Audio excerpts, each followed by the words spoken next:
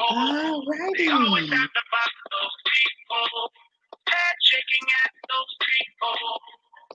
Hello, family.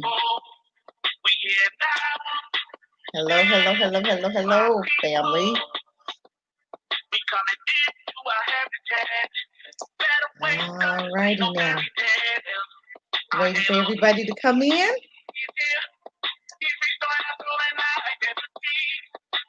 Good to see everybody today. Oh my goodness. Do we have a great show for you today? To go higher.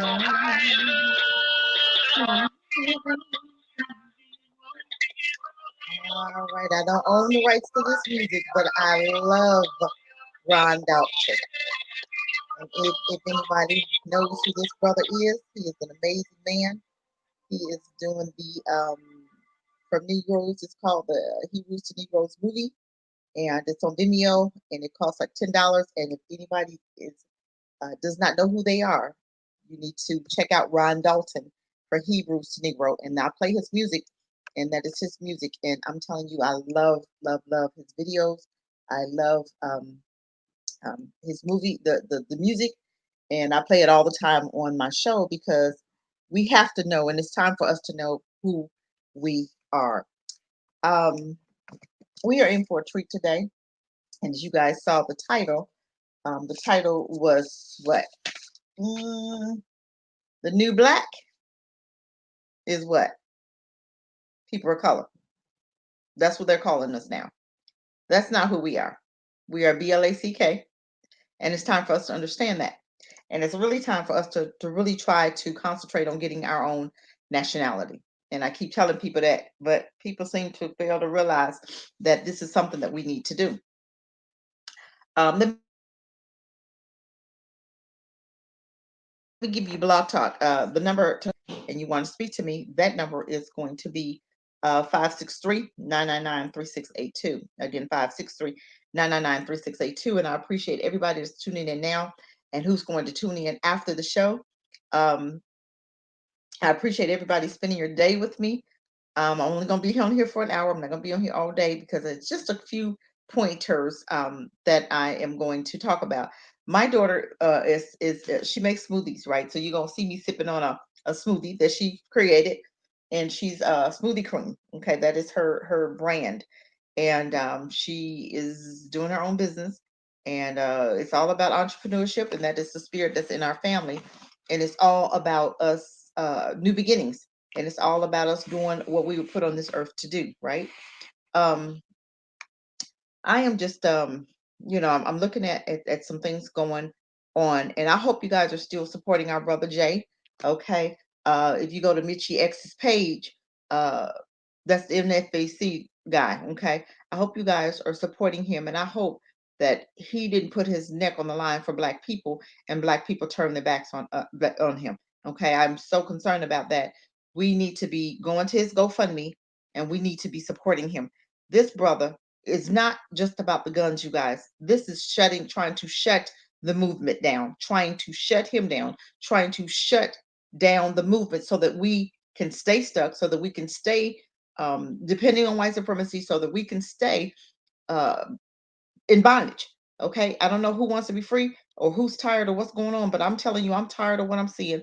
I'm tired of the I'm tired of being in bondage. I'm tired of what I'm seeing. I'm tired of the abuse. But it's almost like they say, hey, you can be abused. We can abuse you. Shut up, sit down, and take it. And don't try to do nothing about it. Don't try to be free, because guess what? Either we're going to give you time, or we're going to cause your death. And right now, that's unacceptable. We should not have to just sit down and shut up when you're abusing us. Even a dog at some point gonna bite you. Okay. At some point, you run this dog in the corner, this dog is going to bite you, right? Okay. We're biting right now. And we're not gonna sit down. We're not gonna shut up. It is time for you to understand what's really going on here, family. And it's about us holding our money. And I talk about this all the time to people, holding our money. And what I mean about holding our money, we're worth $1.2 trillion. We start group economics right now. I'm trying to do this community store. I can't do it by myself. I'll put more information in the comments under each video as far as Jay, where you can give to his GoFundMe. And I Master J was saying Master J NFAC, it's a GoFundMe, but you can go into Master J, and it's only one out there. And if you go on Michi's page, I think she has it on her page, and he does have videos out, and I think he's got a few videos out, and his videos are talking a little bit, and I think his videos gives you. I'm looking at that now. I think his videos give you information um, about the GoFundMe, and I'm looking it up right now just to see if I can find a video that he has. Hold on, family. Um, Hold on, let me see. The GoFundMe. I'm trying to see if it's in the video. Sorry, you guys. I'm trying to see if it is. I'm gonna look it up and see because I know he has a GoFundMe out there, and I want to make sure that I give it to you before I leave because it is time for us to support our own, and we got to stop with the brainwashing.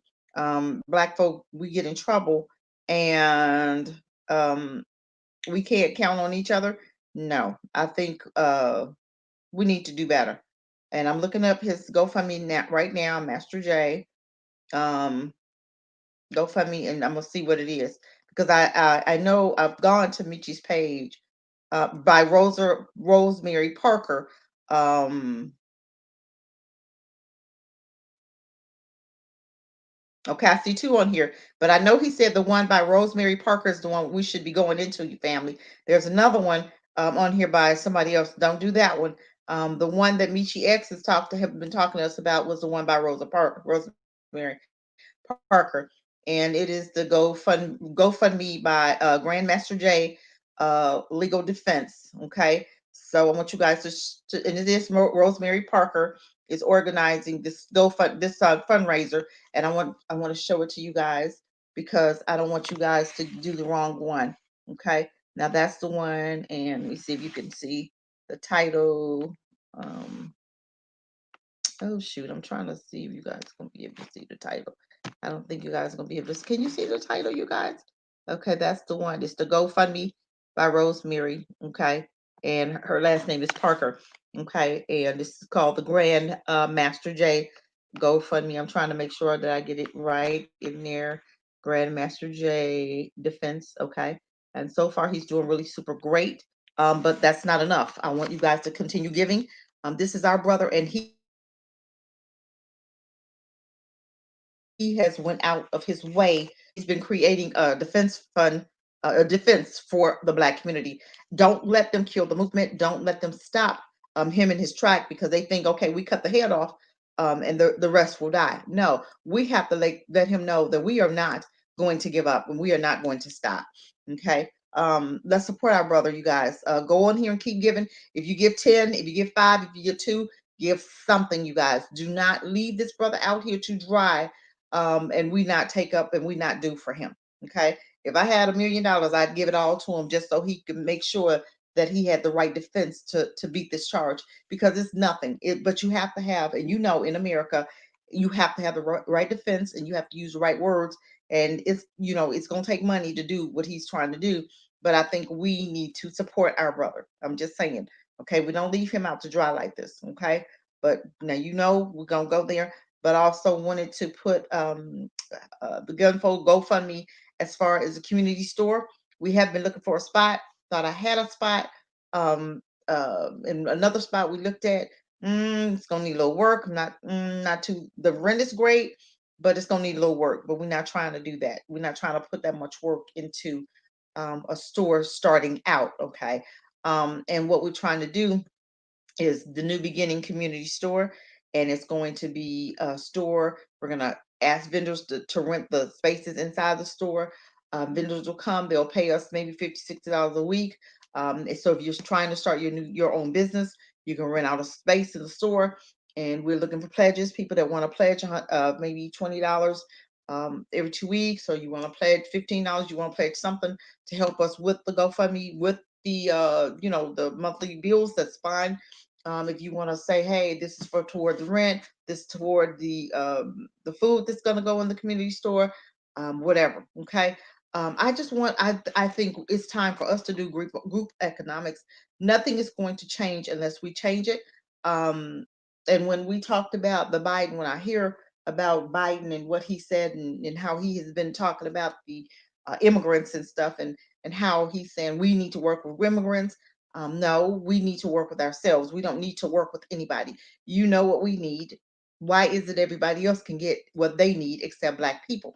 I don't understand. You didn't tell the immigrants that they had to work with us. You didn't tell the Jews they had to work with Germany. You don't tell the Asians they had to work with the Indians. You didn't tell the Indians they need to work with. You didn't say all that. But when it comes to Black people, you say, hey, you need to learn how to work with the Mexicans. We don't need to learn how to work with anybody. They don't even have, they weren't even born here. So why are we going to learn how to work with anybody who's not, who does not, has not, was not born in this country? You came here, you have a country. You came here trying to out for that American dream. But you getting, you going through a lot just like we are. But my thing is we don't have to work, we have to work with each other. And it's time for us to hold our money. If they cannot do what we need them to do for us, then we need to do it for ourselves. We need to create our own new reality. Just like Biden said, he's already told you, I'm not going to do this, or this for Black people. And I believe him. And we have to believe him, and we have to start doing what we need to do and take it upon ourselves to do what needs to be done in our community. It's going to take group economics, and Dr. Clyde Anderson has told us this several times before, that it is going to take us coming together and producing for us. I was talking about the store. That is a place for us to start. Where are we going to place food? We need food. If they tell us to get this vaccine, and if we don't take the vaccine, then you're not going to eat. Where are you going to go to get your food? That's what I was thinking about. That's what I was trying. That's why I was trying and am trying to get the community store, because I think it's going to be a place for us to go, to have a place to go to get our food. Okay, if they tell you, hey, you can't do this, that, the other, unless you take the vaccine, we can say, the hell with your vaccine. We're not taking your vaccine, and we'll still eat. We'll sell water, we'll sell drinks, we'll let different people to come in and say, for instance, somebody may sell water there. Some people may sell food. Some people may sell like catering sweets or catering dinners, or somebody may come and they may want to sell purses, or somebody may come and want to sell earrings, or whatever. It's going to be a place for people that don't ordinarily have a business, but you want a business. This will be a place for you to start your own business. We'll have a place for massages, tattoos. We'll have a place if you want to get your eyebrows done. This is this is our community store. This is a place for you to come in order for us to spend money with us. Okay. I think it's time for us to do that. And we're not gonna get everybody. I know that. And it's okay. We're not going to get everybody. I'm not even trying to get everybody, but the ones that are interested, come on. It's GoFundMe under it's the new new beginning community store. That's what our GoFundMe is. And don't forget, Master J, his GoFundMe. We've put it up on the screen for you. So just don't forget, we do want to support our brother. I'm gonna keep saying that throughout the program, because we will support our brother. We will not leave him out to dry. We will not. We need to write your congressman and let them know that those charges need to go away. Plain and simple. We need to let them know that we will rise up if you continue what you're doing. If these charges don't go, if you continue what you're doing, then we need to rise up. It's plain and simple. It is fight or flight, you guys, and that's at what point we are right now. But it's time to think about what it is, what's our next step here in this country. If you plan on staying, how are you going to be free? What are you going to do to be free? If you plan on leaving, where are we going? You need to decide. Africa's a huge continent, and that's my thinking. Costa Rica, Africa, belongs to somewhere Black. Because if we move in South Africa, is not a choice for me, because if we move someplace and you have majority white, you're gonna go through the same racism. I don't want to go to to anywhere white in South Africa. I don't want to go to South Africa. I can stay here and face that racism. I don't want to go to Morocco, Egypt. I don't want to go where there's anybody that's lighter than I am. I'm just saying. I would prefer to stay amongst my own. But I'm gonna tell you about something that really bothered me today, and I saw where the government of Gambia, and I hope this is not true, but he was a government official, and he's over the land, and he said something about told landowners in Africa not to. allow us African Americans to purchase their land. And that kind of bothered me a little bit because we have been traumatized. We have gone through hell.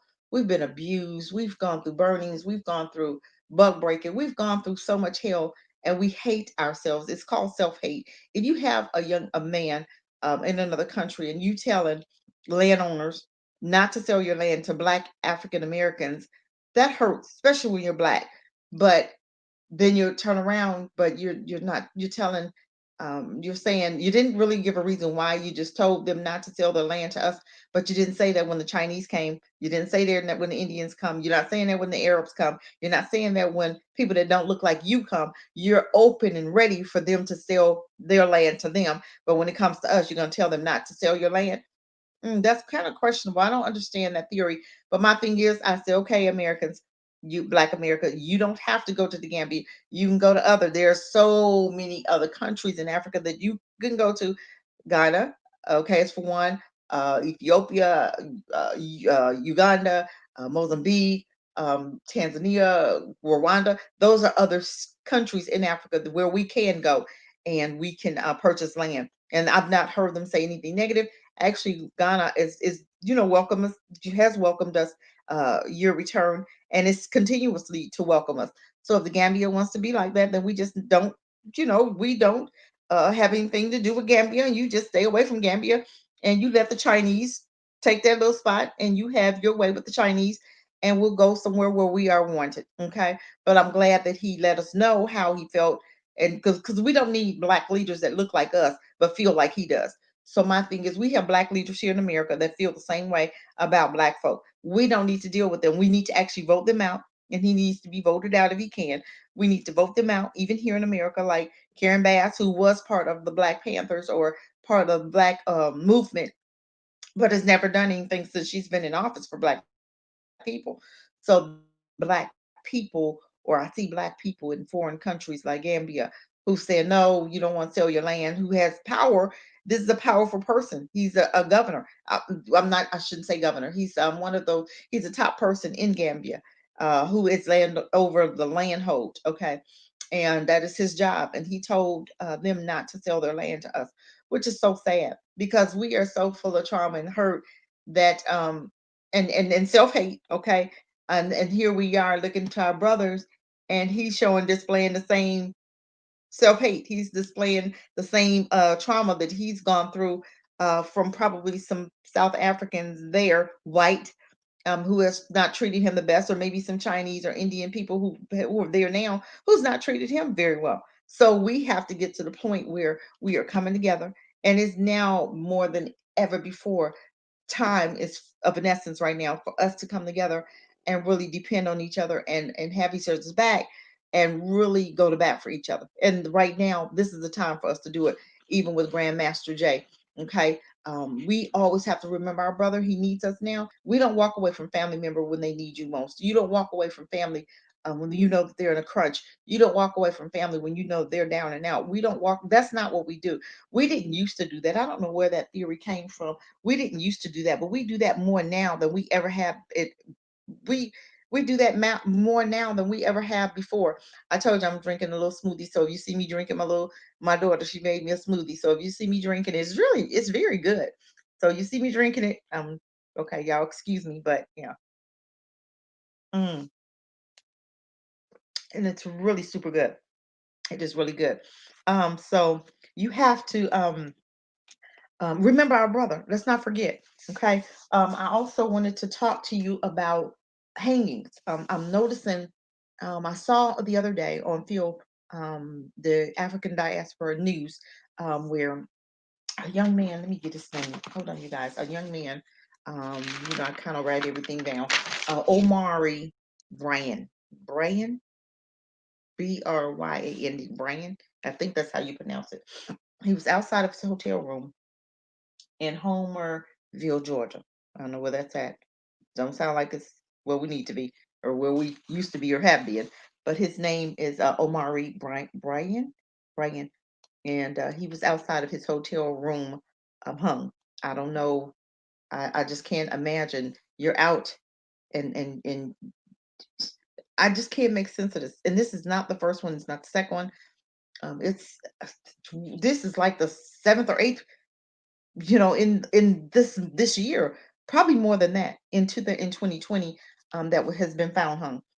And they're calling it, of course, suicide. I do believe that the police is working in with this, and this is why they're calling it suicide.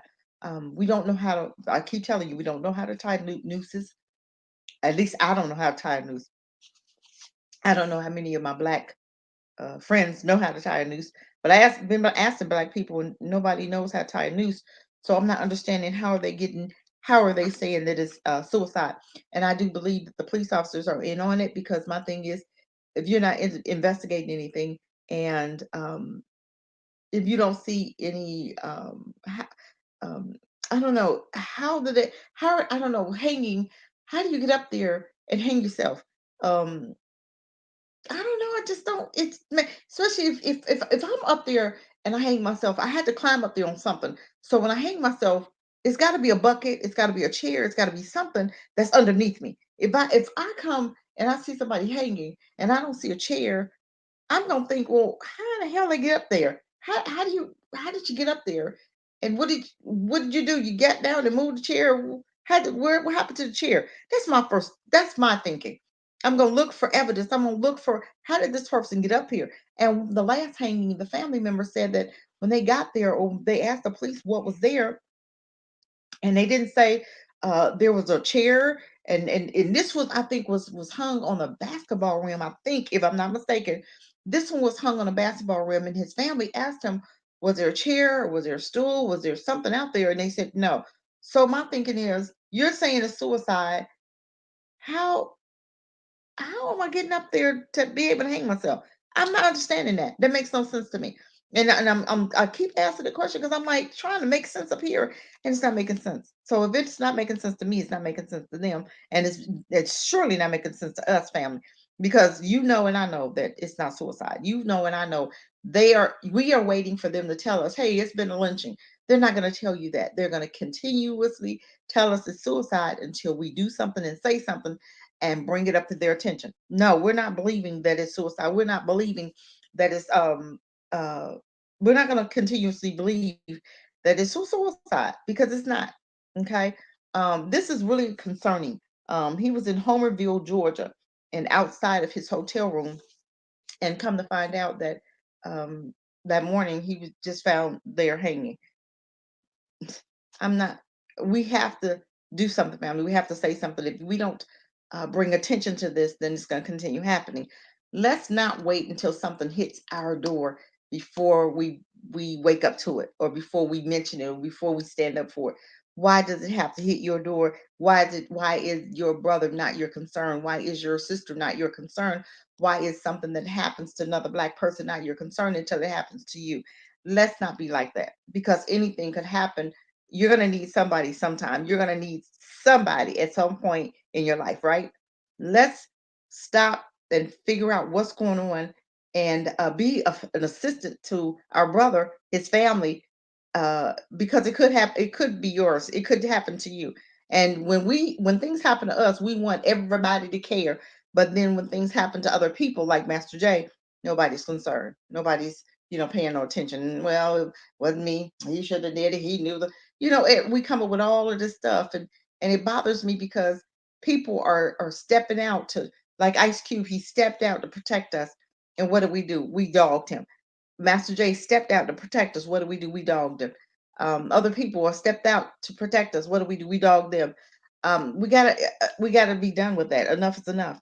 Enough is enough. I was thinking about, they were saying one young man was executed the last night, day before. I'm sorry, and Kim Kardashian, they was dogging her out, because they said, oh, she's trying to do it to get some attention, or she's doing it for publicity. And I'm like, it doesn't matter why she did it. She didn't have to do it, but I appreciate her for doing it, because it put a little light on his case, put a little bit of light on him. Um, mm, he still died, but she did try, and I think a couple others she's tried and actually have gotten them out. My thing is, keep trying, sister. My thing is, if you can get them out, get them out. She's probably more. They will probably more or less listen to her than one of one of us. You know what I'm saying? So my thing is, Kim, if you can get them out, girl. Go ahead and do what you do. Make it happen. And we are just so this, and it bothers me so because we jumped on her case for even helping, for even trying. And I'm like, the dude, I mean, I'm sure the people that she's gotten out before is excited about her even trying. Because that's either they could have spent the rest of their life in jail, or she helped them to get out and they ended up getting out. But they could have spent the last 30 or 40 years in jail. Who would have cared? But she cared enough to even try. She cared enough, and she has connection with President Trump at the time. And my thing is, if she can get him out, get him out. Don't. Why are we? Why do we get so upset when people help Black people, whether they're Black or white? We get so upset, and I notice that, and I'm like, why do we do that? Why do we get so upset when we are trying to help, when we have people that are trying to help us? I mean, we go off. Just like Ice Cube, he had a contract. He said, okay, contract for Black America. We want to ask for this, and this, and Black folk. We, I mean, we just went in on him. And I'm like, why did we go in on somebody that was actually trying to help us? But we always do that. I don't care if they white, Black, orange, every time somebody tries to help Black people, other Black people that look like us, that look like me, we go in on that person. Can anybody help me out with that? I don't understand. Hold on, you guys. Mm, I don't understand. Can anybody help me to understand that?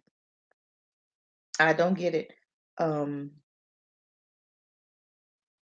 I thought it was, if it was somebody Black that was trying to save us, but we go in on anybody. And I think this is a mindset, and we have to change our mindset. And it's going to start with us educating our own. And let me just share a story with you. My granddaughter, um, she used to go to a public school, and she was having such a rough time with the teachers. And one teacher, oh, we want to put her on medication. I'm like, why you want to put her on medication? I don't understand that. And I found out by Dr. Umar Johnson that they get so much money when they put our children on medication, and label them and try to label them. So I told my daughter, I said, no, we're not going to do that. She's going to have to either teach a different way, or she's going to have to, we're going to work, which we always have worked with her. But we switched schools on her. We took her out of the white public school and we put her into Muslim school, which is NOI. I call them NOI, but my daughter calls them something else. And I'm telling you what, my grandbaby got her first report card and she was made honor roll. We talking about all B's. I'm just saying, it matters who teaches our children. It matters who teaches our children. If they act like they care, and my granddaughter was getting to the point before where she didn't want to go to school. It was just that hard. Every day was something.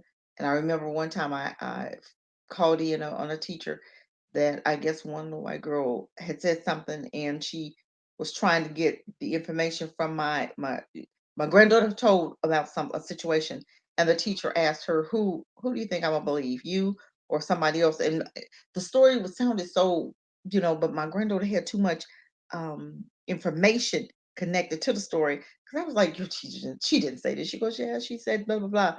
And I'm like, no, she didn't say that, but she had so much information about the situation that I thought, this is real. You know what I'm saying? You know if your child is lying or not. You know if your granddaughter or your grandchild is lying or not.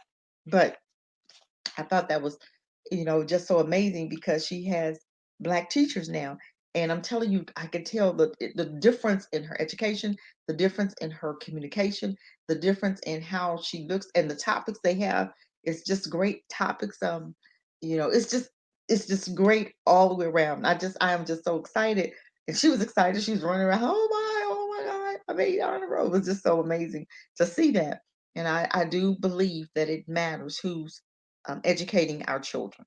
Everybody can't educate our children, but we have to understand that. But I always say, do we see the Jews allowing Germany to teach their children, or the Indians allowing Americans, or Arabs allowing uh, Asians to teach their children? You have to look at that.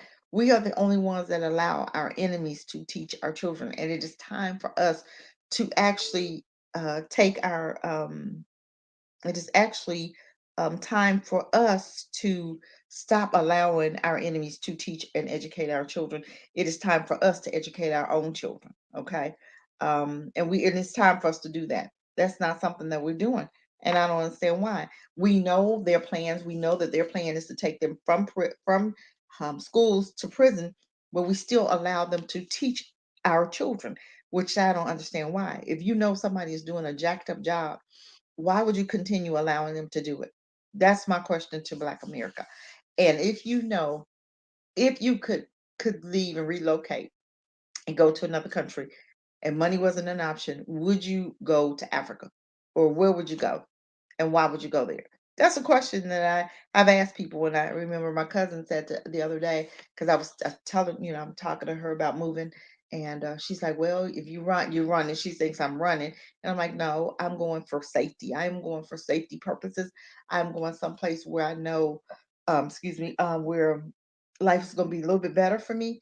I'm going to be able to get in my own business, um, able to do some other things that I want to do, and it's going to be more safer than here. And I think by me going, I can start a new beginning there with my children and my grandchildren, my great grandchildren. Because if I go, my kids go, their children go, and their children. You know what I'm saying, for generation, and it'll start us going into a new direction. Because some people said, well, you go over there, you may die in Africa. I'm like, well, I'm taking my chance. I'm dying here in America. I see Black boys dying every day. I see Black girls dying every day. I said, so I think I'll take my chances. I can't look at it or think about it like that. I think that I have to look at it as if to say, it's if I stay here, I'm gonna be in danger. And if we go, I don't see us going into danger if we leave. You know what I'm saying? So these are just some topics that I kind of wanted to throw out, and I also wanted to talk about the Biden, your best friend, your President Biden. And what upset me was how he met with the Black Caucus, or the Black leaders, so-called Black leaders. I don't even want to call them Black leaders, because I think they sold it out a long time ago. I don't want to call them leaders because they're not. Mm, I think they sold us out a while ago. And I wrote Karen Bass the other day, and I asked her, I said, how does it feel? Because I know that she was one of the Black Panthers, or she was one of the with the Martin Luther King movement. I think it was the Martin Luther King movement. And she was real, like be one first, right? And she sold us out. And people don't understand that when you are working for the government, you literally sell your party out, because nobody that's working for Biden now is Black first. Nobody is Black first, because he wouldn't dare put somebody Black first on his campaign team. Or he would never pick somebody that says, "Oh, I'm Black, I want Black first," because that's not the type of people he deals with. He deals with people that have sold their, souls, or sold their um, culture out. That's what type of people he deals with. And I looked at her, and I asked her the other day. I asked her. I said, "How does it feel to know that at first you used to be Black first, you used to fight for Black people, and now you see police officers murdering us? You hear Joe Biden say, I'm not going to do anything, or Jim Crow Joe say, I'm not going to do anything for Black people. And Kamala Harris has said that also, I'm not going to do anything for Black people. How does that make you feel to see that you sold Black people out? I don't know how people sleep at night knowing that Black folks have a need. They're being murdered unarmed, and nothing's happening, or just whatever happens to Black people. We either get set up, we try to make a stand, or we get death, or we get prison, um, and then you have an opportunity to be free, and you won't even step up there. You are in powerful positions, like Daniel Cameron. He's in a powerful position to actually help Black people, and won't. That to me is just the most disgusting ever. That is just the most disgusting that I've ever seen. I just can't deal with people that have the power but do nothing. Okay. And I think Daniel Cameron has the power to do something and won't. Go and figure that one out. Okay. I wanted to really talk about the immigrants and how they're trying to replace black people with the immigrants. You know that, right? Because Biden just said, I'm going to bring 300 million immigrants into this country. And that's why he told them the immigrants are going to be leaders. They're going to have a major part in this country. And I went to the mall the other day. Oh, check this out. I went to the mall the other day, and this mall used to be predominantly I would see a lot of black people in this mall. But come to time find out now, I see more Mexicans in the mall. I see more of them working in the mall. I don't see as many black people working in the mall. I don't know where are black people working, you guys. What happened? Where are black people working now? Because I see it's more Mexicans working, it's more Mexican shopping, it's more Mexicans, inside the mall. But I'm like, where are black people? Where are they shopping? Where are they working? It used to be black people worked in the mall. It's changing. The dimension is changing. I don't see black people holding uh, important jobs. I don't see them holding important positions. I don't see them holding like CEO positions or management positions. And I look at that because where I came from, Virginia, we had black managers, we had black supervisors, we had black CEOs, and because the bus station at GRTC where I worked, he was black. So I'm used to black people being in control and leadership positions. But when I came to North Carolina, I don't see any black folk in any leadership positions. And I looked at Biden's cabinet and I said, man, I didn't see him hire one black director, one black anybody that was going to handle millions and trillions of dollars. I didn't see that. And I thought, why is that? But you have to understand that Biden has that mentality, that old mentality that he's had for hundreds, thousands, hundreds of years. I won't say thousands of years because he reminds me of a, Neanderthal way back in the day. But I look at that and I go, he didn't hire any black people in management positions because his mindset is not there. He still had that old racist mindset. And I'm gonna tell you what I used to tell people: a zebra can't change his stripes, right? Biden cannot change his stripes. He is racist. He's been racist, but Trump was just a little bit loud with his racism. But Biden, he's one of them sneaky racists. Okay, he'll throw the rock, write a law, and look around and say, "Oh, your leaders did it. Oh, your church leaders did it. Oh, the NAACP did it. Oh, he's blaming everybody around him but himself." That's what you're dealing with when you're looking at Joe Biden. Jim Crow Joe is what I call it. That's what you're looking at. You're not looking at a man that's going to be honest with the people, and it's about the people. So when he tells me, "No, I'm not going to dismantle or defund the police," and I'm like, "Dude, why?" That system needs to come down. And of course, you of all people should know about it because look at how many look at how the prison system that you created. He knew about that system. He created the system. So what? You thinking you're not going to make any more money off of us? It's enough prisons out there, prison industry that need to be reformed. It's enough prisons out there where everybody can have a little bit and still make money. I'm just saying, but it's sad that we want to capitalize on somebody else's black folks stuff. You know what I'm saying? No, you can't capitalize on other people's misdealings, but we do all the time, which is so sad. But when he was kind of fussing and cussing us out um, um, as far as doing for black people, and literally told you I am not gonna do anything that's gonna go against the Constitution. But I'm like, hold on, if Trump did something, if I mean, Trump actually helped the people who backed him. He actually gave them something. What is Biden saying that he's going to give us? Anything? No, he's not saying one word about him offering us anything to help black people, or to get us out the rut, or to close the wealth gap, or to help us with financial aid. I mean, he's not saying anything that's not going to include everybody. We don't want you to include everybody. We want you just to include black people. It bothers me when I hear people say black and brown because we always mention Mexican people. We always mention race immigrants, but they never mention us. When they talk about Mexicans. They talk about their own, right? But when we talk about black and brown. Black and brown this, black and brown that. And I asked a guy on Facebook, I said, why do you do that? Why do you bring up black and brown people when they never bring us up. Never, never, never, never, never, never, never. I have never seen them to the point. Hold on, you guys. I'm trying to make sure my camera's not right. My camera's right. Okay, but then that light is that light's back there. There's windows. But my thing is, why do we always mention brown people? They never mention us. The Costa lady, she'll tell you I am Spanish first. She'll tell you I am Spanish first, meaning I'm for my people first.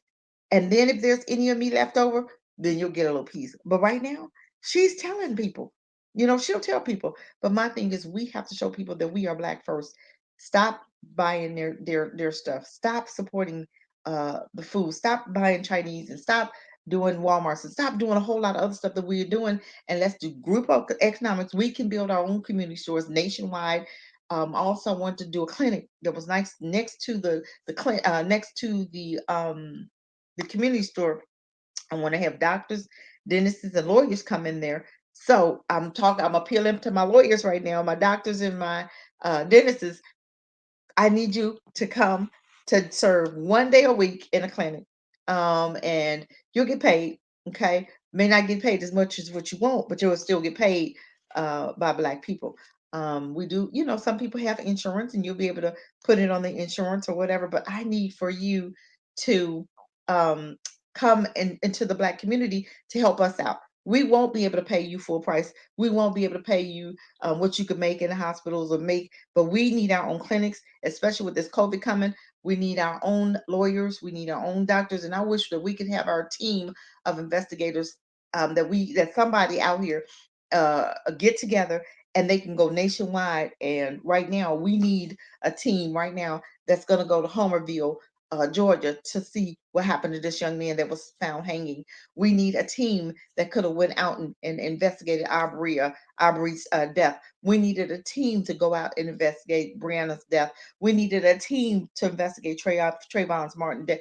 We need a team of a defense team or an investigatory team that can actually go out and create some of these crimes that we see. Just like we had two activists in Louisville to die. You guys know that, right?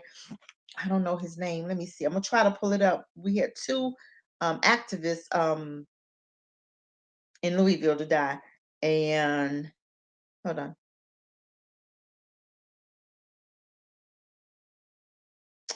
and they died. And they were involved in the Breonna Taylor's case. So that's very suspect. It says known Louisville activist die in shooting confirmed by local chaplain. One person killed, another person injured in two Louisville shootings. Okay. I want to see about this local activist. Okay, what was his name? I know it was two of them, but you guys understand something's wrong here. Remember in Michael Brown's case where you had activists that was all of the activists died, Darren Seals and others, and all of the activists died. But this is a 42-year-old Breonna Taylor activist was fatally shot in Kentucky weeks after the death of an organizer who was half his age. And this one was 42, but there was another one, and that other one was like 20, 21. Um,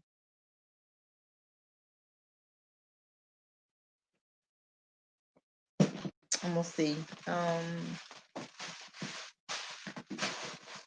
I think his name was Chris Smith. Hold on, let me see what was his name. A group of the protesters gathered in the streets in the hold on. I'm trying to see the guy's name. 42-year-old Breonna Taylor activist was shot in Kentucky weeks after death. Okay, what is his name? I'm not sure his name.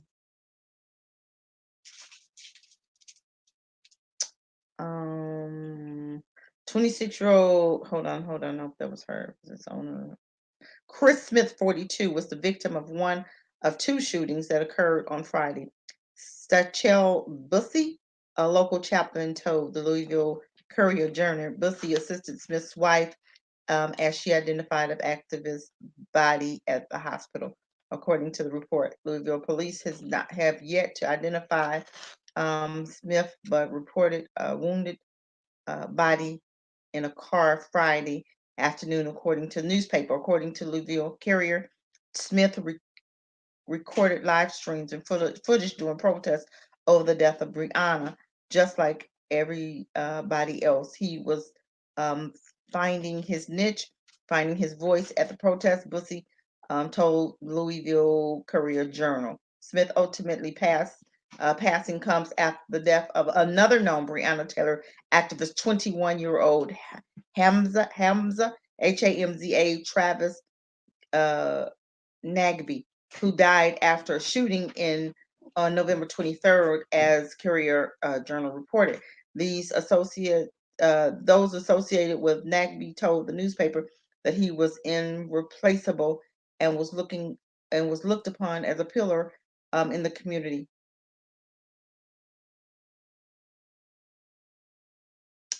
This is so sad, and you guys are not going to tell me that these are not related, okay? Just like in Michael Brown, how many of those guys died in the Michael Brown case?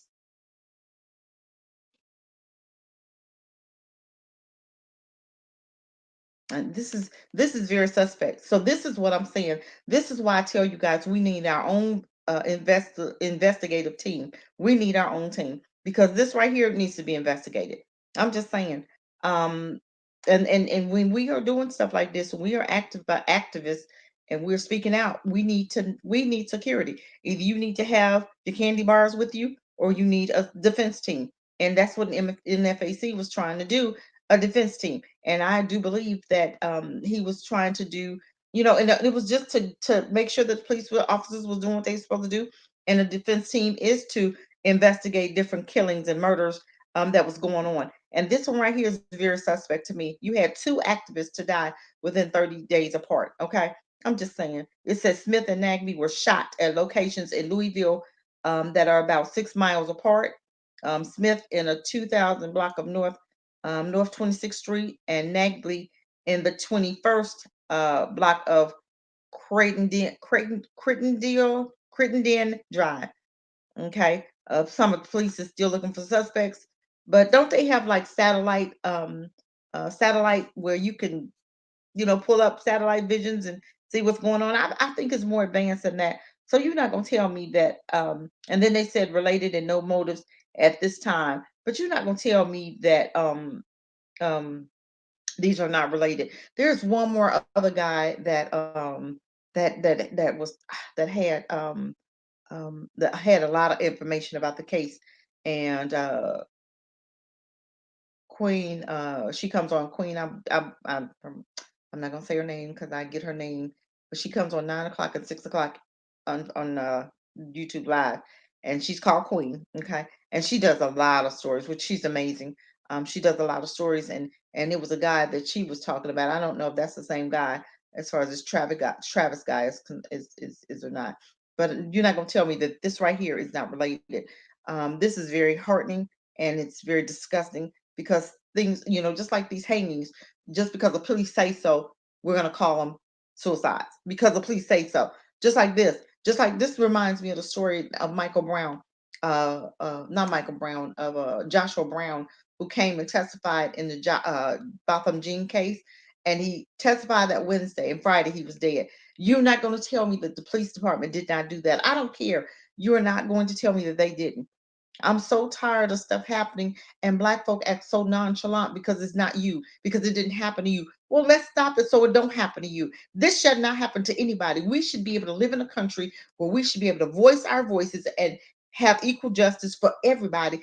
And you see that what's happening, and people look and be like, well, it's self-defense, or it was a suicide, or the police are justified, knowing that you just shot a boy. And let's talk about the boy who got shot in the back carrying a damn sandwich. Let's talk about that one. What was that dude's name? That was another one I want to talk about. And that's shocking. I'm like, well, what's the dude's name? Let me look him up. Um, this one he was carrying a sandwich. And he was at his door. Police shot him. Hold on.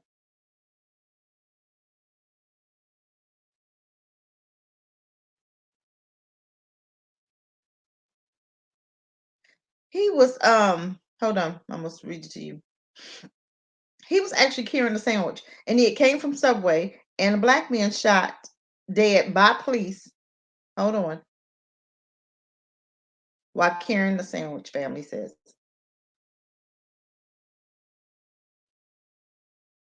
Goodson was shot inside his house while he was holding a sandwich, not a gun. Now, this is ridiculous. Let me see. The fatal shooting of 23-year-old Goodson by an Ohio sheriff deputy on Friday, December 4th, 2020, is now under investigation by the state criminal investigation. My thing is, how can you investigate yourself?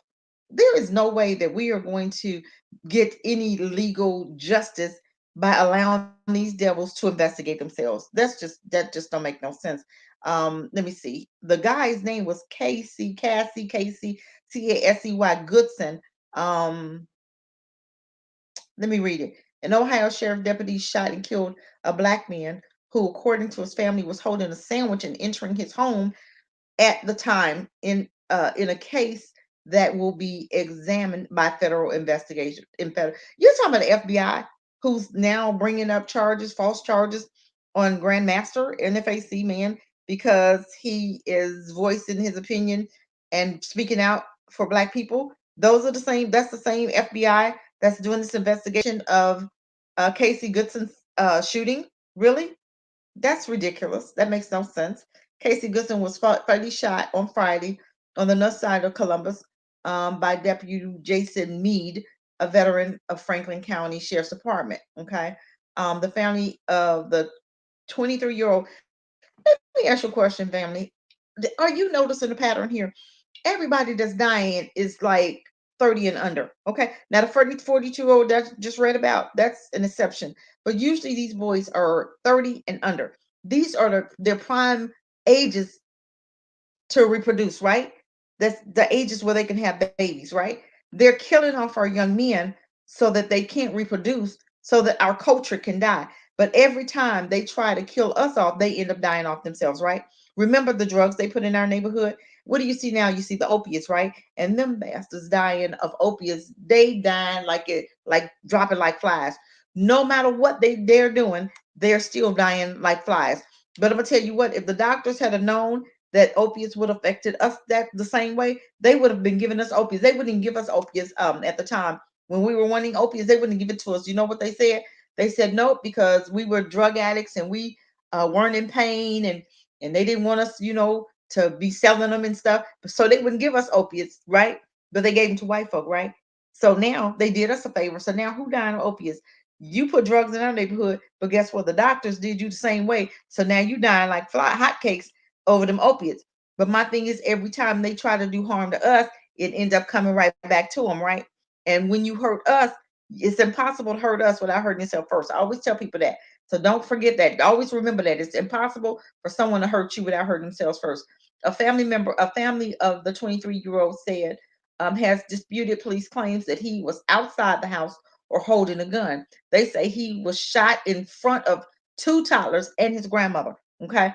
The office of U.S. Attorney, whatever, said on Tuesday that it would step in and look at the case, okay, along with the Justice Department of Civil Rights Division. Yeah, right. The FBI. Oh my God. Are you serious? You mean the same people that killed the Black Panthers that did a shootout and lied and said that the Black Panthers shot at them? You mean those are the same people? Okay. But we're going to trust them that they're going to do a good job trying to figure out this young man's death. This is why we need our own police department, defense department. We need to defund, we need to dismantle, and we need reparations. Those are the three things that we should be concentrating on right now: dismantling the police, okay, dismantling KKK in blue, defunding the KKK in blue, and getting reparations so that we can take our money and we can rebuild. Either we can take our money and go somewhere else, or we can uh, develop our own so that we can spend with our own. I'm serious. If we get this money, it not one dime need to go to Walmart, not one dime need to go to white folk. You need to take that money and develop your own. Come from among, be separate, and learn not the ways. That's why we suffering with all this crazy stuff that white folks suffering with. This COVID is not supposed to be affecting us the way it is, but because we're being so disobedient, that's why we're getting the same punishment. And God told us the same punishment that they get, you're gonna get because we've not come from among. We're learning their ways, and we're not being separate. I'm just saying. I'm just saying. This is the problem right here. This is the problem right here. Okay, we're gonna have to do better. But if we want to continue dying, we won't do anything different. We'll keep on doing the same thing over and over. Just like we voted for a racist darn Joe, Jim Crow Joe, right? We voted for him. Okay, what happened? Now we're gonna get the same thing we got with Trump. You don't think that because the Democrat or Republican, they're the same people. He's just a less quiet. He's just a little bit quieter with his racism. Okay, you looking at the same bird, different wings, the same bird. You looking at the right wing or the left wing? Which one? Doesn't matter. Republican, Democrat, same bird attached to the same wings attached to the same bird, right? Okay, let's continue reading. Okay, FBI in Cincinnati in the Columbus, Ohio, after the state attorney general office declined to investigate the incident, stating that the police department didn't ask soon enough. Didn't ask soon enough. What? What? Okay, please help me. Okay, I'm gonna try not to get upset because this made no sense. The case was initially given to the city police because the sheriff's office does not oversee investigations of its own deputies in fatal shootings, and the police department did not release such details as the name of Goodson and the deputy who shot him until Sunday. Since then, Goodson relatives and law enforcement officials have given conflicting details. Okay, visible evidence of the event is lacking because the sheriff's office does not provide officers with body cams, and the deputy SWAT vehicle did not have a dash mounted camera.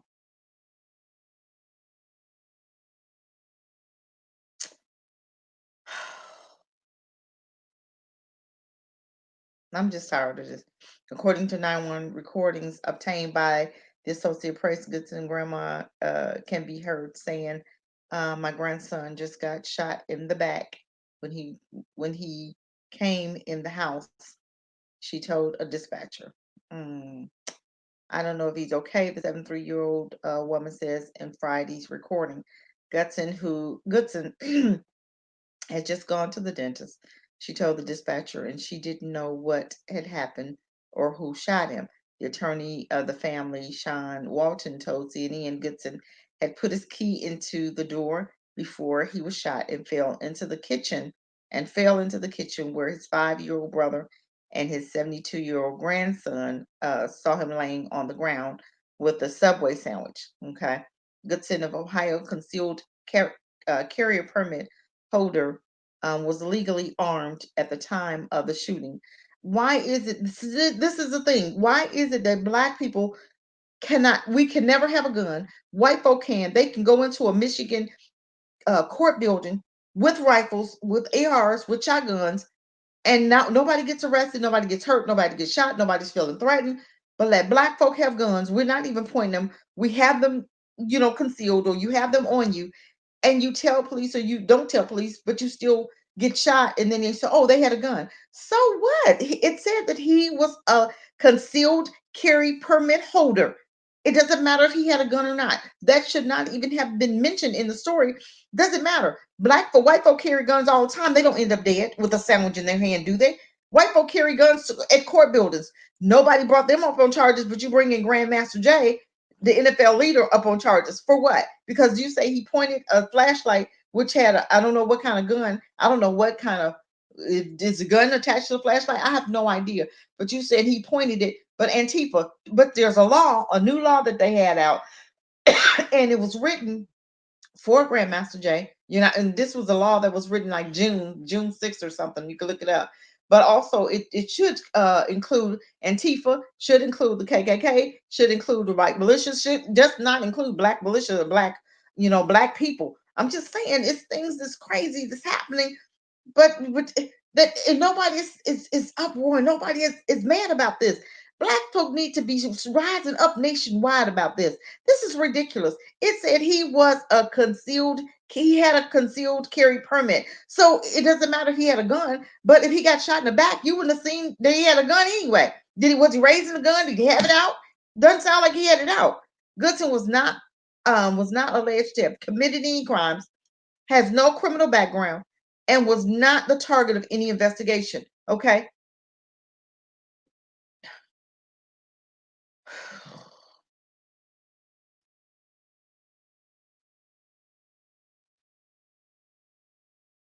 Now, this police officer said Goodman, who was not the suspect, drove by and waved a gun at Mr. Meade, according to the U.S. Does that even sound right? Come on, you guys. Okay, Meade, who was the deputy, he's 17-year-old veteran of the sheriff's department, had been assigned to U.S. Marshal Fugitive Task Force. The task force had just finished an unsuccessful search for a fugitive on Friday afternoon when Goodson, who was not the suspect, drove by and waved a gun. He drove by and waved the gun. Does that sound right? What? Who do you know? Black folk in it? Okay, how many black folk would? Jasmine, welcome. Double rules, double roles. You right. But how many black folk would actually pass a police and wave a gun? Would you? In this toxic society, does that make sense for anybody black to just, you know, I'm sorry, you guys. This is just not making sense to me. He said, this is just not making sense. Hold on. The officer, the deputy said that the Goodson, when he was driving past, waved the gun. What was he waving the gun at? Who was he waving the gun at? And why would he feel that it was okay? Why would he want to wave a gun at a police officer? Are you serious? This doesn't even sound right. This man is lying. You're not going to tell me he's not lying. My thing is right now, from this day forth, you guys, we are praying that judgment comes to America. That is all I'm praying for right now. Judgment comes to America right now in the name of Yahuwah. That is my prayer. And I hope this is the prayer of everybody in this country that's black. Judgment comes to America. But I guarantee you, if black folk get out of America, judgment will come to America, you guys. Y'all not going to tell me that y'all is pleased with this. This is craziness. This is craziness. You're going to tell a lie on a boy because you know you shot him and you know that you need to go to jail. So you're going to tell a lie. Oh, he waved the gun at me. That don't even sound right. That's white folk. White folk wave a gun at white folk and get away with it. Black folk don't wave a gun at a police officer or anybody. Yes, police are lying. Yes, he's lying. Black folk don't wave a gun at police and think they're going to get away with it. We know that if we wave a gun, we're going to die. So what would possess this 23-year-old to wave a gun riding past the police? That makes no sense. So I don't know if he got him confused with the white boy that did that.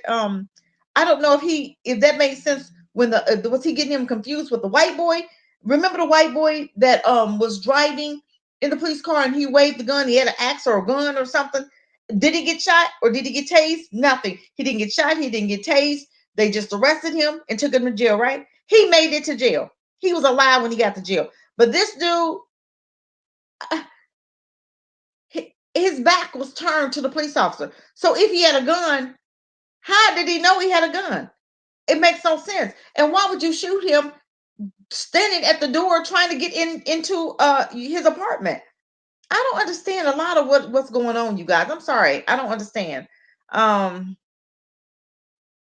I, oh God. Mm. I'm gonna look up the white guy who waves the gun at police. Now you had a white guy. This was maybe about a week ago, I think it was. And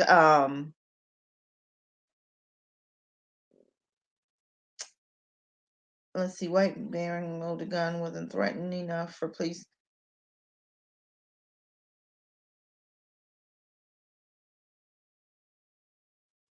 Okay, I'm not hold on, this is not it.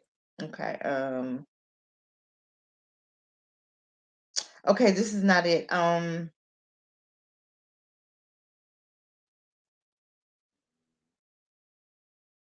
Okay, this is not it. I can't find it. But yeah, it was a white guy and he was accused of pointing a gun. um I guess he had gotten arrested and or they had pulled him over and he was in his car and he was waving a gun at the police officer. If I'm not mistaken, this is the story. Um who got I think it was who got stopped. Let me try that one. Who got stopped? I'm really trying to find the story because I mean they okay, video shows confrontation between armed man and police at traffic stop. This was December. I want you guys to hear this. I want you guys to hear this. Okay. Let me see if they're gonna play it. But my thing is, why wasn't he shot? I'm just saying. I don't know how. Hold on, let me see. I don't know. Did anybody? Let me see if I can get it up. Dang, I can't play it. But looks like he said body cam footage shows police arrested a man who threatened to shoot officers during a very tense traffic stop. Okay. An armed man in Ohio, now same Ohio, okay, threatened to shoot police officers during a traffic stop on a highway, according to the Columbus Dispatch. Footage of the incident was published online by, I'm trying to see, was 3 minutes long, between the 25-year-old Marek Burr, who was identified by the Columbus Dispatcher. I wonder if I can find it. Body cam footage released by the police of Ohio shows an armed man who failed to comply with police. Okay, he failed to comply, right? Okay. Threatened to shoot them and fled the scene as they asked him to get out of the vehicles during a traffic stop. The incident was compared to an experience Black Americans have had with law enforcement. Okay. Mark Burr, 25, had been pulled over by a state trooper, okay, in Delaware County, Ohio, for speeding on a highway. Burr also had a firearm in his vehicle, according to the Columbus Dispatch. Uh, whoever Township Police Department released the footage on Facebook showing an uncooperative man failing to comply with the police. Okay, it said an uncooperated man failing to comply with police, but he was white, right? I'm gonna see if I can play it. Hold on, you guys. Hold on. Let's see if I can play it. Get it to play for me. Dang, come on. Boy, they don't want to play that one. Ain't that something? That devil ain't gonna play it, is he? It ain't gonna play. It ain't gonna play. Oh shoot. Dang. Boy, ain't that something? It won't play for us, you guys. But that's sad. That is sad. I'm gonna see if that thing won't play for me. It won't play. Ain't that something? Hold on. Here. Dang, hold on. That won't. I'm so mad. Hold on. I'm gonna try to pull it up another way.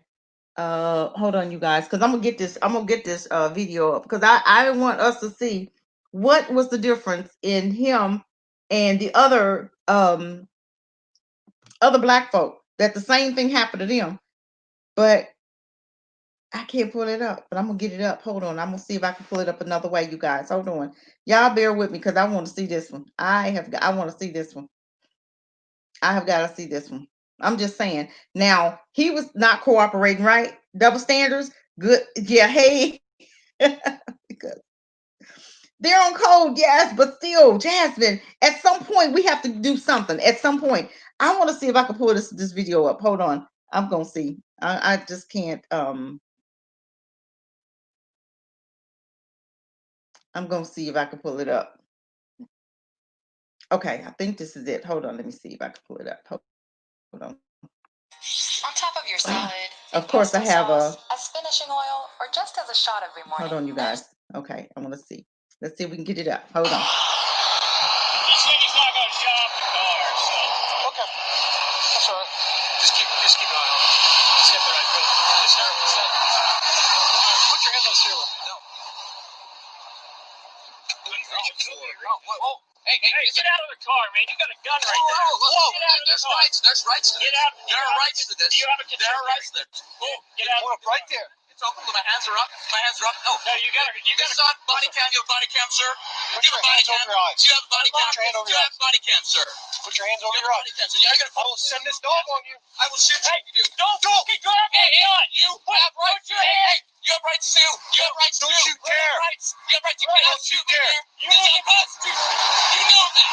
Right. You have a weapon. Okay? Yes, I do. It is my own. What I need you to do. Hey, you guys grab me up. This is also a constitutional body cam request. Can you quit yelling so I can talk to you? You haven't got any more than this shoes right now. I need you to relax, Romeo. I will shoot you through this mouth. That's a threat. It's open there. You have no body cam.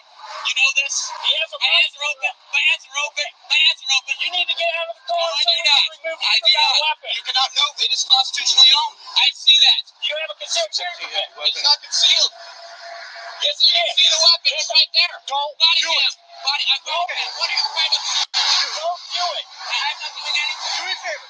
Just please step out of the car. That's all we're asking you to do. He asked him. He's begging him. Yes. He's begging him to step out the car. Please, how we act civilly. You know this. Right eye. Right eye. You got cover? Yes, we do. Go. Just please. You have body cam. He's begging him. Look at him. You know that. It's not Please. I need you to get out of the house. Hey, that's the double blue, sir. Are you gonna shoot me on double blue? Just relax. Look at him. If he was black, they'd have shot him. You know their rights. Listen, we can figure this out. We can talk about this. Oh, look at him. They want to talk. We can't talk about it with you not listening to us. Just we're not listening. You're not personally grabbing. All I'm asking you to do. You're violating my rights right now. Let go of me. You just put your hand on a gun, sir. Whoa. No, you pulled a gun on me unconstitutionally. Please. And I did my in response. We don't want to do this, man. Just get Who's this? They begging him. We'll get this figured out. Just come out and get out of the You car. release me now, Constitution. do that. Release it. I have Second Amendment rights, gentlemen. Okay. Just get out of the car. Come on, come back here. We'll Excuse talk me? about They it. got something. They begging him. Right, there is a reason. We'll get myself cast doctrine. You know that. We'll get this figured out. Don't do it. Please. Just come on. He did something. They begging him. Just step out. The gun's down. No, just step out. Just step out of the car.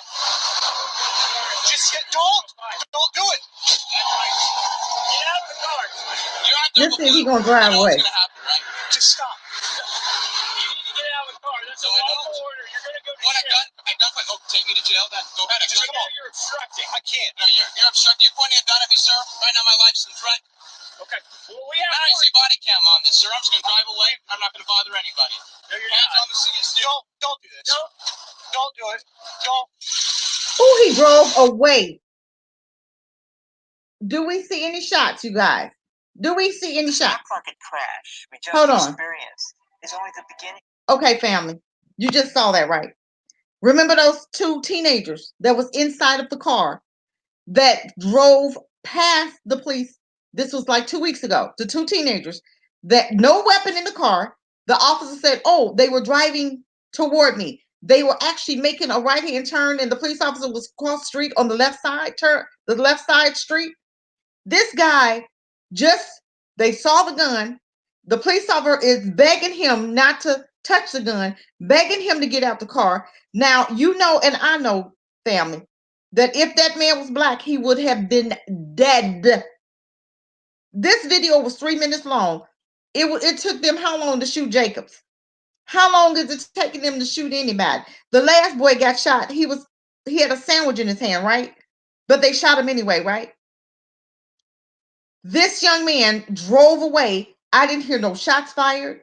I didn't hear them calling in. I didn't hear them panicking. I didn't hear them feel threatened, but they saw a gun, but nothing happened. Why is it with black folk, you see a gun, or you see a spoon, or you see a pen, you don't even see a gun. You see a phone, and they feel threatened. You see a pen, they feel threatened. You drive away, they shoot inside the car. Did they shoot? Remember the other, it was like maybe a year ago. It was two black guys in the car, and I guess they had some weed in the car, and the police, they drove away. The police jumped on top of the car and shot inside of the car in front. The driver, remember that? Thank you, Jasmine. Thank you. They didn't shoot, but when they saw the black guys in the car, they shot, right? Why this guy didn't die? Did you hear them begging the guy to get out? Oh no, please don't do this. Please don't. That was the police officer begging him to get out, begging him not to drive away, begging him to get out the car, begging him not to touch his gun, begging him. I've never heard a police officer that sounds so foreign in my ears. I'm upset. I'm excited because I'm like, do they actually do that with white? They actually do that with people? Jasmine, you right. They are on code. They tell them to shoot us. You right. And they didn't shoot. Looking for a reason to shoot. Yes. Looking for a reason to shoot. They are on code. This is sad. They begged that young man. They sat up there and begged him. That's sad. Blog Talk, I hope that you heard what I was trying to see. I don't think they could hear the hold. It was when probably went a little silent blog Talk, but we were talking about the incident where the young man, they had a gun in the police in the car. The police stopped him, and they literally begged him to get out the car, begged him not to drive away, begged him not to touch the gun, begged him to put the gun down, begged him, and he still lived. I think all he did was got arrested. But my thing is family. What needs to happen here? Help me out. If we have $1.2 trillion, we either separate, build our own defense, or we leave America. I'm just saying. And I know a lot of people say, where are we going, Cassie? My thing is, what's wrong with the continent? Certain parts of the continent is safe. Some certain parts, it's not a whole lot of Chinese, whole not white folks. It's not a whole lot of anything but black people. I think we have to go. I know we've heard some things, but I think what we've heard has put a damper on us. I think what we've heard has actually been a part of white supremacy to keep us separate. A lot of they don't want us to come together with Africans. You know that. I've heard what people say. Oh, Africans don't like you. I don't know that. The Africans that I know, the Africans that I've met, don't have a problem with me. The Africans that I hang out with, they love me. I'm just saying. I've looked up, leaving. I've looked up building land. I've looked up building in Africa. I've looked at leaving America, going to Africa, and a lot of people were telling me. I listened to Phil Scott. He said they love us. They want us to come home. They want us to build. They want to come and build with us. They want us to come and build there so that we can offer them jobs. They want us to come. So when I hear people say, "Oh, they don't like us," how do you know? I've not heard one that said that they didn't. I've heard white supremacy tell us that. I've heard what white folks say about Africans when it comes to heard them say that they have an issue with us. So my thing is, I'm not going to believe white folk. I'm not going to believe black people that have never been anywhere. When does it do? Tomorrow. Okay, we'll do it later. Okay, that's my granddaughter. I'm sorry. Um, we got to do better. We have to decide. I was looking at a program today where it's like $500 to purchase land in Africa, $1,500 at the most, 2,000, 2,500. If we have one man was talking about if you put down like a down payment down, you could pay on it. I'm just saying. I do believe that we need to visit. We need to go there and see. I think we need to stop believing what white folk are telling us about Africa or what we're seeing on TV about Africa because they want to divide and keep us divided and conquered. They want us to continuously be afraid of our brother and sister and not and have more animosity against them. I think they want us to, divide and conquer. That way, we will never come together with them. This is why they have so many languages, different languages in Africa. They divided those people up, and they have this group here, this group here, this group, and every group is speaking a different language. Then they put the tribes. You can't put colors together. You can't put colors against each other because they're all black. So what they do, they put the tribes against one another. So they go tribal. Oh, my tribe is better than your tribe. What? You're all black. Whose tribe is better than your? Nobody needs a tribe. Come together as one. African. Come together as one. The continent. Come together and bring down the borders. No more visas. No more borders. No more different countries. No more different continents. Just Africa and rename it. I think you should rename it because I think a white man came over there and named it Africa anyway. It used to be called Negro Land from Dr. Stephen Darby. Stephen Darby talked to us about Africa and the names, and I do believe that he was saying that it was called Negro Land at first. It needs to get back to being called Negro Land. I think it needs to. You need to take the borders down. You get to go into Tanzania. No visa. If you want to leave Tanzania and go to Kenya, you should be able to do that. If I want to go to Gambia, I should be able to do that without a visa. I should be able to travel any place in Africa without a visa. Africa is the only continent that I know that you have to have visas to go from continent to continent. I think if you're in Africa, you should be able to go anywhere you want to without a visa. I don't know if they're doing that for money purposes or what, but I think things need to change. But I do believe that we have to get busy. We have to start thinking as far as the plan. What's the plan? I know there's going to be a great exodus. If you know who you are, and you're understanding, you're following Toe Ministries, and if you're following the different ministries that awoke, like Ron Dalton, he's getting ready to get a trip together going to Africa. Toe Ministries talks about Africa and who we are. Stephen Darby talks about who we are. They jacked us, who we are, Negro Land. Those are the 3 videos you want to look at. I think there is a great exodus coming, and I don't believe that it's going to be. I think it's going to be within the next 6 months to a year. I do believe that we should be thinking about moving now. If 100 people, and there are programs, Blacksit. There is a program, Blacksit, Blaxit, has it on YouTube, and she talks about repatriation back to Africa. They're offering monies to help you to get back. Sister Yaya on YouTube, she talks about a repatriation monies to help you to get back to Africa. I do believe that all of this is happening because we're afraid to move. We're afraid to leave. We're afraid of the future. We're afraid of unknown. We're afraid to leave. But my thing is, you say, hey, what if we go there and die? What if you stay here and die? I'm just saying. I think we need to be thinking about doing something. They're on code. They are always on code, you guys. They are always on code. That's the sad part about it. They are on code. And when are we gonna get on code? Either we're gonna build here, we're gonna separate. I have a community store. We're gonna put that in the comments. It's under GoFundMe, and I'm going to put it in comments now. It's under GoFundMe. New beginnings.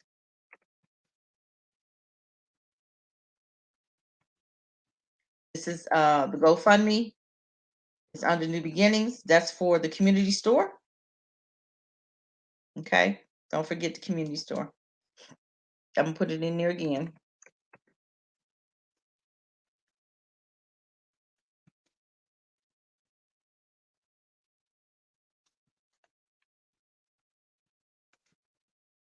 That's what our GoFundMe is under for the community store that we're offering.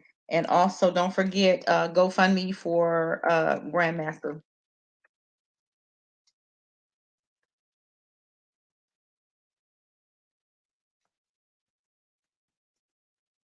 And her name, the lady that's doing it is Rosa Parker. Rosemary, I'm sorry, Rosemary. Hold on,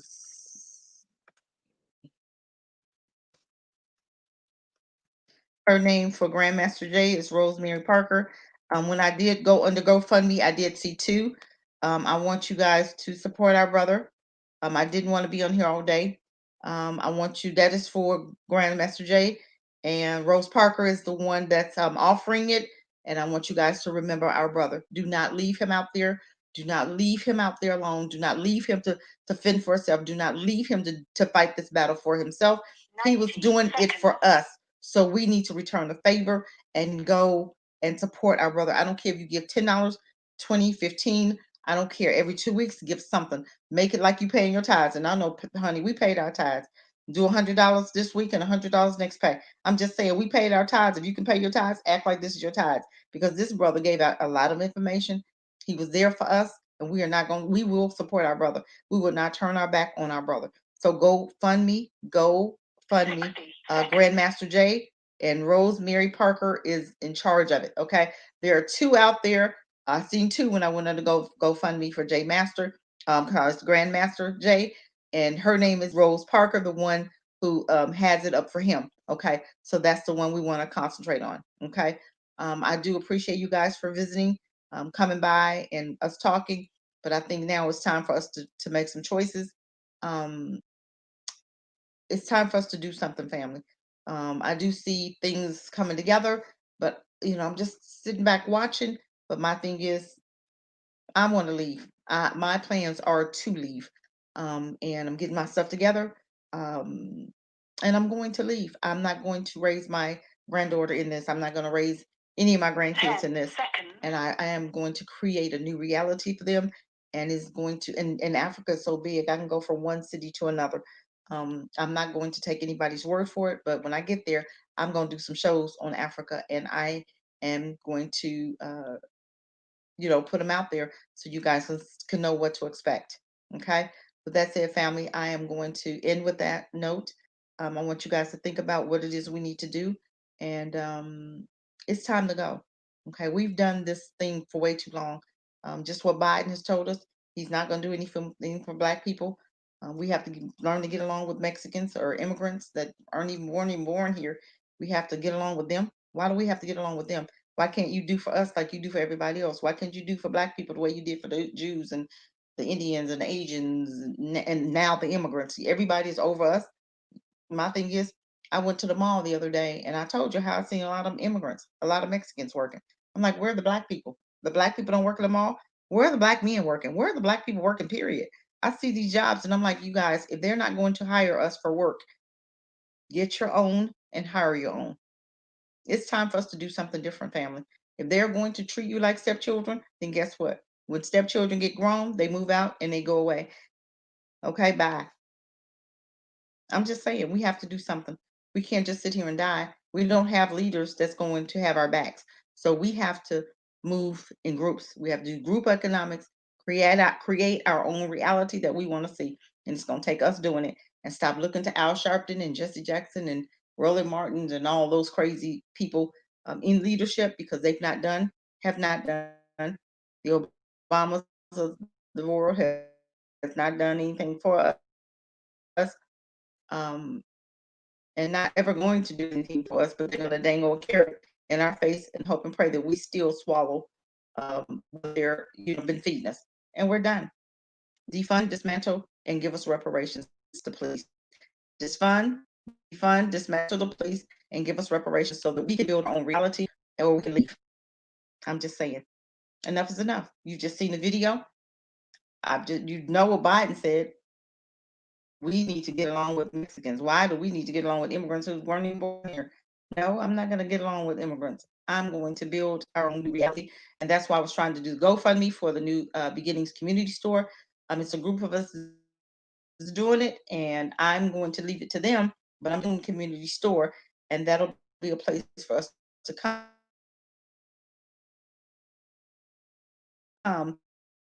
in case they get to a place where they say, oh, you guys can't eat. Oh, we gonna eat around it 24 hours a day. So if y'all want to come up there and act a fool, we're gonna handle our business. I'm just saying, we're gonna do this different.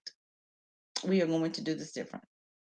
I appreciate each and every one that tuned in. Thank you so much, and I hope I've said something to open your eyes. I hope I've tried to cover not just when I do a topic, I do that topic plus other topics that's really something for us to focus on throughout the week. But I think we need to do some really need to understand about Africa. And I think I'm going to bring my African Tigers friend on again, and we're going to have another conversation about Africa. And if you guys have any questions, you guys can email me hearttruth at 12 at gmail.com. Hearttruth at 12, hearttruth12 at gmail.com.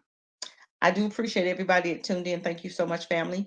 With that said, I'm going to allow you guys to have uh, uh, the rest of your day and enjoy the rest of your day and think about some things and start journaling, write some things down. What's the next step for us? You already saw Grandmaster Jay. You already saw what they're doing to him. They're trying to destroy him, trying to quiet him. My thing is, anybody else that rise up, they're gonna try to quiet them too. I don't even want to fight the system. The hell with the system. I'm moving forward. Y'all can stay here and y'all can keep doing what you want to do. But like I said, the community store will be here for the ones that need it. But as far as me and mine, I'm out. I'm not doing this no more. I can't. I can't. When I see stuff like that with that police officer and the boy was actually allowed to leave and no problems, he wasn't shot. He wasn't conforming either, but he wasn't shot. He wasn't killed. He, he wasn't tased. He was allowed to live. I gotta go. I can't do this no more. But you guys have an amazing day on purpose. Peace, family.